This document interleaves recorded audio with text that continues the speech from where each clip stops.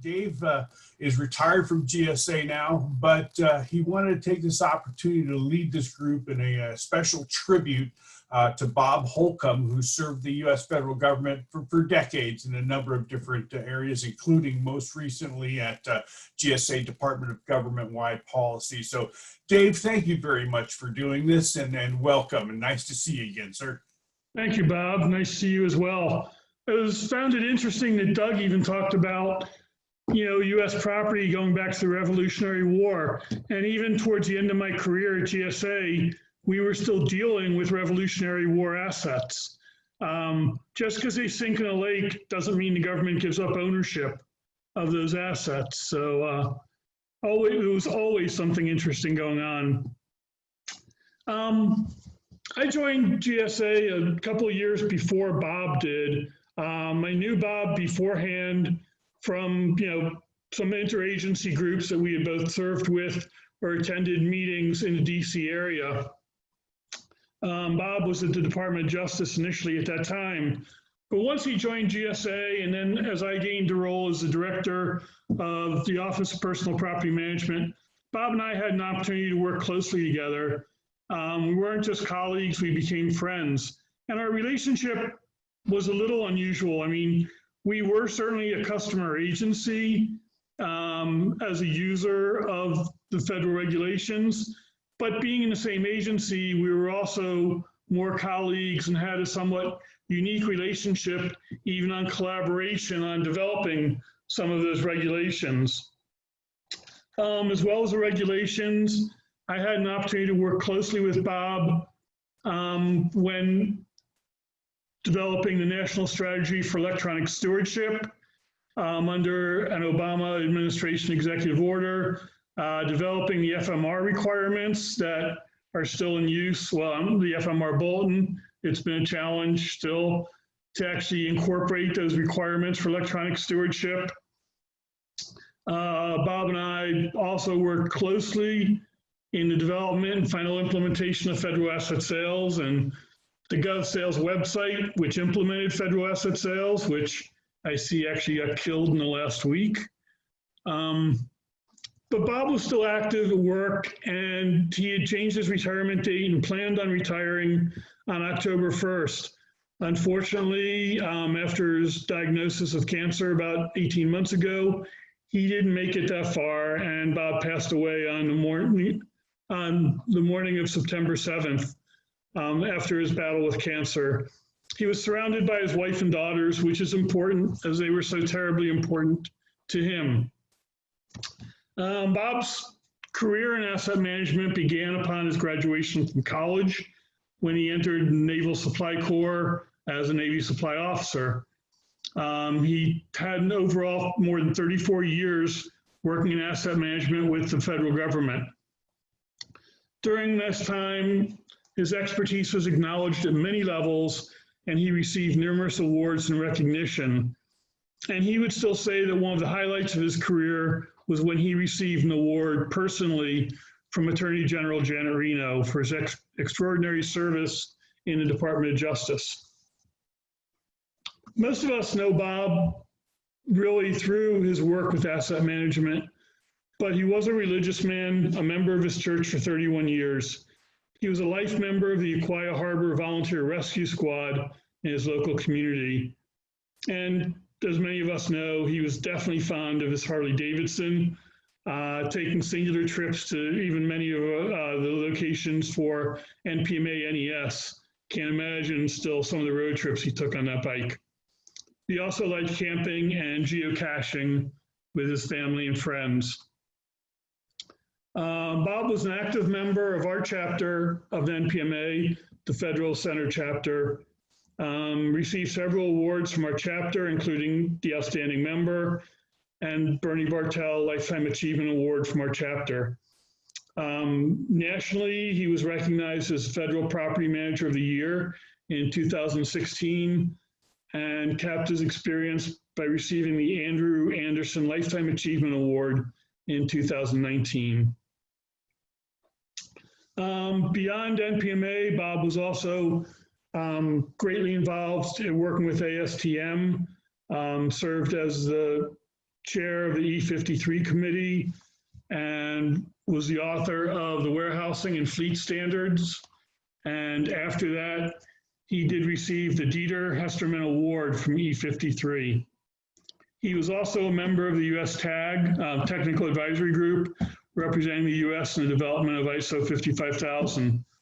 So without a doubt, and we can see that Bob had many achievements in the world of asset management, but that's not the most important thing. The most important thing is who he meant to each of us as a colleague and a friend, and that's how we're going to miss him most. So those are just some comments I wanted to make. Appreciate Jim asking me to lead this, and certainly we want to open this up to anyone else who would like to make any comments. Well, I'm happy to jump in. This is Jim Dieter, for those that might not know me. I often say that I can't imagine my career without NPMA. And in fact, it would have just been a job. It wouldn't have been a career without the NPMA. And it's really informed all we've done with the Asset Leadership Network. And I think Bob exemplifies the kind of person and just the amazing difference he made in people's lives, that he made in my life by just doing his job in the way that he saw fit to do it, and to connect with people and to help and encourage them and to put people in a position to succeed, always be accessible and available. I remember many coffee breaks and lunches at the cafeteria in this building, and we would talk about the asset management, the future, many things like Doug's great presentation today. But I can't, I know I can't express, but I really feel the loss. I really feel the loss of Bob deeply. I also want to mention that another great NPMA person, Tom Williams, has passed away in the last few days as well, former NPMA president. But we're talking about Bob today, and I just, it's another chance to say thank you to Bob, and just really appreciate everything you brought. Ah, there's a picture of Bob, yeah. Absolutely. Yeah, I could like to jump in with a few words if I could. Oh yeah, great shots of Bob. So thanks for sharing those, Mike. That's cool. All right. I always viewed Bob as the quintessential professional, the true professional. He was always warm and welcoming. He was sort of like this gentle giant, a fairly large man. I'm 6'2", but even I had to look up to Bob. He was slightly larger than I was, right? The interesting point to me was that even in disagreement, he was always that consummate professional. And one issue comes to mind. We were having a knockdown, drag-out argument, not a fight, we didn't fight, over a technical issue. Bob looked at it one way, I was diametrically opposed. We were at far ends of the spectrum there, yet he was always the nicest man to work with. Here's the issue that we could yell and scream at each other and say, no, look, you're not seeing this, you don't understand. And right after that, it was like, oh, where are we going for lunch? Do we want to go for a drink or something? Like, that was the business part that had to be resolved. But Bob was this kind, compassionate, understanding guy. And Dave, I don't know, but even though he lost that argument, which I had to bring out, I never saw him get angry. I never saw him get angry, which was, I got to compliment him. So Bob will live in our memories with the NPMA, always recognized with the Andy Anderson Lifetime Achievement Award. Bob's right up there as a true professional. Thank you. I just like to say that I first met Bob probably later in his career than most of you. It was the early 2000s, and I was working with the Department of Justice and Jan Dobbs at the time, and and she introduced me just to this big teddy bear of a guy that was immediately my best friend, it seemed. And I can honestly say that I'm not sure I've ever met a kinder, more individual that always seemed to care more about you than anything else. He gave me so much confidence to move forward in what I was doing. He gave me a lot of advice. And always did it in a way that, like Jim and Doug have both said, it was a way that was encouraging, never divisive, and always with a smile on his face. And I recall having many discussions with him about his long rides, asking him, hearing some of the stories about his motorcycle trips across the country. I think he came out to Phoenix one time on his motorcycle from the East Coast, and I enjoyed following his exploits as he shared on Facebook and some other social media as he took these great trips.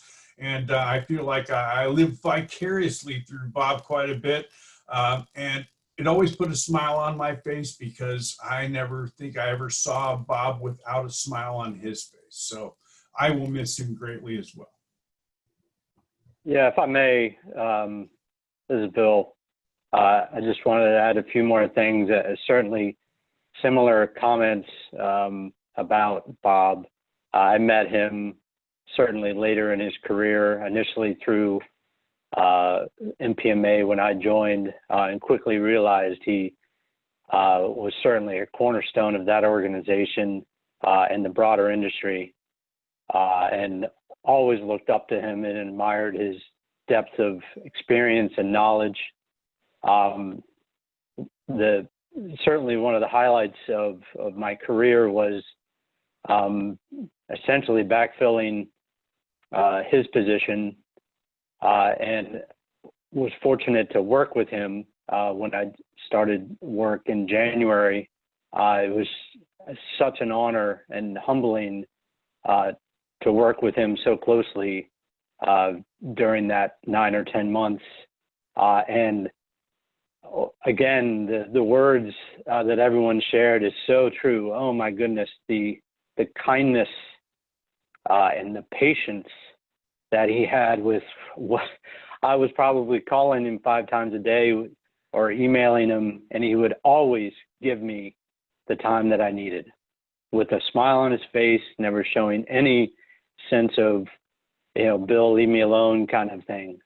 Just such a truly gentleman, and he will certainly be missed.